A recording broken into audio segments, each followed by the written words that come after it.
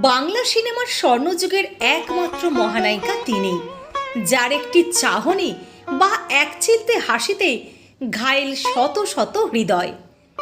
বাঙালির রোমান্টিসিজমের তখন ওই একটিই নাম, মিসেস সেন, অর্থাৎ সুচিত্রা সেন।